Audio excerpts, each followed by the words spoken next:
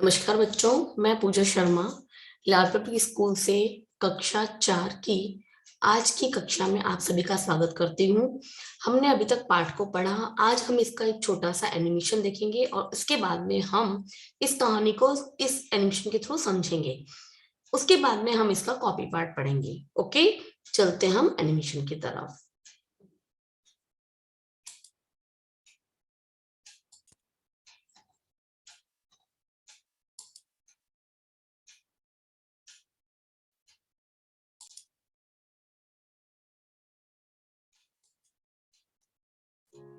दृश्य सामान्य सड़क के दोनों ओर झाड़ियों के पीछे एक आदमी के आसानी से छुपने की जगह है। समय सायंकाल का है। राहगीरों की प्रतिक्रिया देखने के लिए राजा खाली सड़क के बीचों बीच पत्थर का एक विशाल टुकड़ा रखकर झाड़ी के पीछे छिप जाता है। पहले राहगीर का सड़क की बाईं ओर से प्रवेश। राहगीर एक पत्थर को देखकर झुंझलाते हुए, ये कौन बेवकूफ है जो रास्ते के बीचों बीच इतना बड़ा पत्थर अड़ाकर चला गया? अगर भूले भटके मैं इस पत्थर से टकरा जाता तो? सड़क की दाईं ओर से दूसरा राहगीर आता है। क्या बात है भाई, क्यों चिल्ला रहे हो इतनी जोर से? राहगीर एक चिढ़कर, दिखता नहीं क्या रास्ते के बिल्कुल बीच में इतना बड़ा पत्थर जो पड़ा है? राहगीर दो, हाँ हाँ दिख तो रहा है, मैं कोई अंधा थोड़ी हूँ, पर इतना गुस्सा क्यों हो? तुम्हारे ऊपर क्या पता तुमने ही रखा हो ये पत्थर? राहगीर दो, मैं क्यों रखूंगा भला? दोनों राहगीर अभी एक दूसरे को और बहुत कुछ कहते हैं तथा दोनों पत्थर को वहीं छोड़कर अपने अपने रास्ते चल देते हैं। तभी तीसरा राहगीर लड़खड़ाते कदमों से आकर पत्थर के ठीक सामने अभिवादन की मुद्रा में खड़ा हो जाता है। राहगीर तीन, नमस्कार नमस्कार, ठीक ठाक हो भाई? बीच रास्ते में अड़े पड़े हो, तनिक परे हट जाते तो ठीक रहता। नरेशन जल्दी जाने की बात कहकर थोड़ी देर तक प्रतीक्षा करता है, फिर लड़खड़ाती जबान में बोलता है। लगता है नहीं समझे। चलो कोई बात नहीं, मैं ही परे होकर चला जाता हूँ। आप जमे रहो, आराम से जमे रहो। ऊपर वाले ने चाहा तो फिर यहीं मिलेंगे। तब तक के लिए टाटा बाय बाय। तभी चौथा राहगीर आता है और रास्ते में इतने बड़े पत्थर को देखकर चौंक जाता है। राहगीर चार, आश्चर्य से, अरे बाप रे, ये गिरिराज जी यहाँ क्या कर रहे हैं? गोवर्धन में मन नहीं लगा क्या, जो इस सुनसान में आकर बीचों बीच विराज गए हैं? चलो लगे हाथ इनकी 3 परिक्रमा ही दे डाले। क्या पता कुछ कृपा हो जाए महाराज की हम पर, क्योंकि वैसे भी आजकल कड़की कुछ ज्यादा ही चल रही है। दर्शकों की ओर देखकर एक आंख दबाता है और 3 परिक्रमा लगाते हुए गाना गाते हुए आगे बढ़ जाता है। श्री गोवर्धन महाराज, तेरे माथे मुकुट विराज रहियो। श्री गोवर्धन महाराज। राहगीर चार के जाते ही एक किसान अपने सिर पर गठरी लादे हुए आता दिखाई देता है। वह पत्थर को देखकर अपने सिर की गठरी नीचे उतारकर आगे बढ़ता है और दोनों हाथों से धकेलकर रास्ते के एक ओर करने की कोशिश करता है। मंच पर प्रकाश वृत्त राजा को दिखाते हैं। राजा के चेहरे पर किसान के लिए प्रशंसा के भाव नजर आते हैं। पत्थर को रास्ते से एक ओर धकेल देने के बाद किसान अपनी गठरी के पास आकर गमछे से अपने माथे का पसीना पोंछता है। जरा सा विश्राम करके वह सिर पर गठरी लादकर जैसे ही आगे बढ़ने लगता है, तभी रास्ते में पड़े पत्थर की जगह सोने के सिक्कों से भरी थैली देख गठरी उतारकर वह ठिठक कर खड़ा हो जाता है और आश्चर्य से थैली उठाकर अपने चारों ओर देखता है। किसान, लो कर लो बात, अब ये कौन सी मुसीबत सामने पड़ गई? तभी राजा झाड़ी के पीछे से निकलकर सामने आता है और किसान की पीठ थपथपाते हुए कहता है। राजा, मुसीबत नहीं कृषक महाराज, ये सोने के सिक्कों से भरी थैली है। सचमुच तुम्हारी इंसानियत व मेहनत का इनाम। पर महाराज, मैंने क्या किया है जो अरे तुमने तो वह काम किया है जो अब तक यहाँ से गुजरने वाले किसी भी राहगीर ने नहीं किया। यह कहकर राजा कामना करता है कि राज्य का हर नागरिक किसान की तरह हो और किसान की पीठ थपथपाता है। किसान कृतज्ञता से राजा को सिर झुकाकर प्रणाम करता है। पर्दा गिरता है।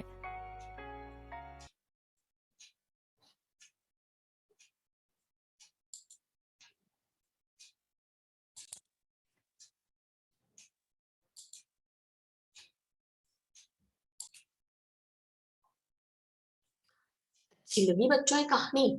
सभी ने इस कहानी को, इस जो वीडियो था इसके थ्रू बहुत अच्छे से समझ लिया होगा कि किस प्रकार से रास्ते के पत्थर को जब किसान ने हटाया तो राजा ने उसे इनाम दिया। चलिए बच्चों, अब कहानी के बाद में हम चलते हैं अपने कॉपी पार्ट की तरफ। कॉपी पार्ट में सबसे पहले हमें पाठ 12 रास्ते का पत्थर क्या लिखना है? श्रुतलेख शब्द। श्रुतलेख शब्द हम लोग समझेंगे और अपनी कॉपी में सुंदर राइटिंग में करेंगे। पहला है दृश्य, फिर है सायकाल, प्रतिक्रिया,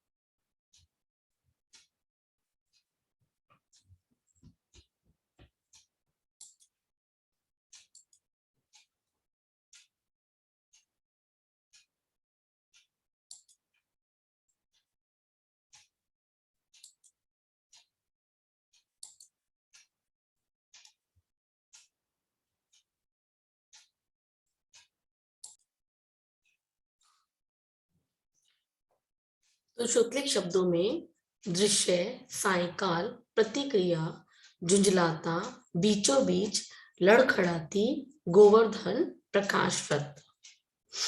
आगे देखिए शब्दार्थ।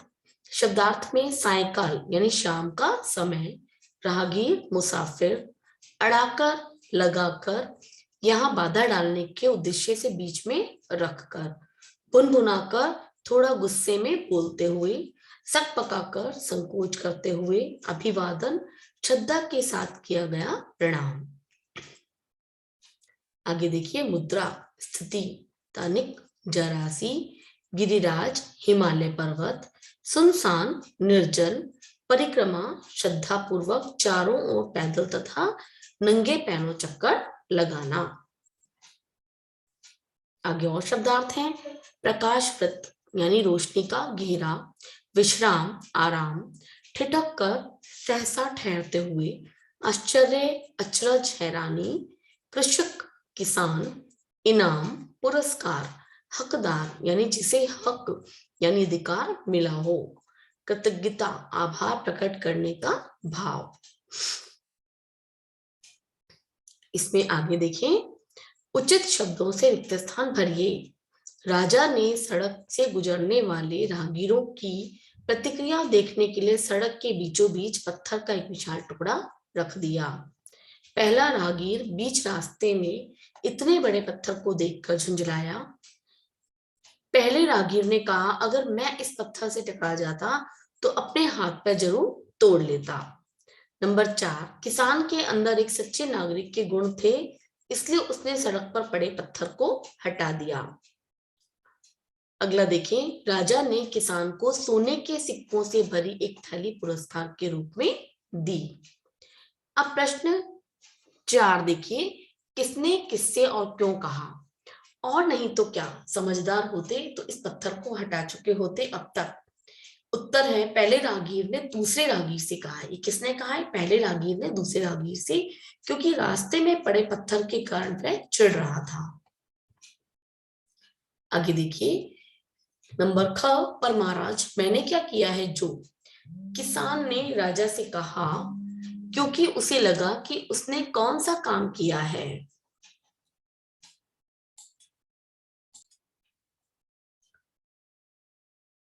नंबर ग, यह सोने के सिक्कों से भरी थैली है, सचमुच तुम्हारी इंसानियत और मेहनत का इनाम।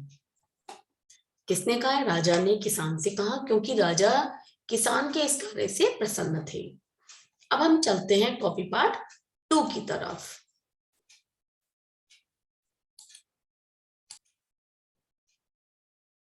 प्रश्न 5, निम्नलिखित प्रश्नों के उत्तर एक शब्द या वाक्य में दीजिए। उत्तर है, राजा सड़क के बीचों बीच पत्थर रखकर झाड़ी के पीछे क्यों छिप गया? राजा सड़क के पीछे बीचों बीच पत्थर रखकर झाड़ी के पीछे राहगीरों की प्रतिक्रिया देखने के लिए छिप गया।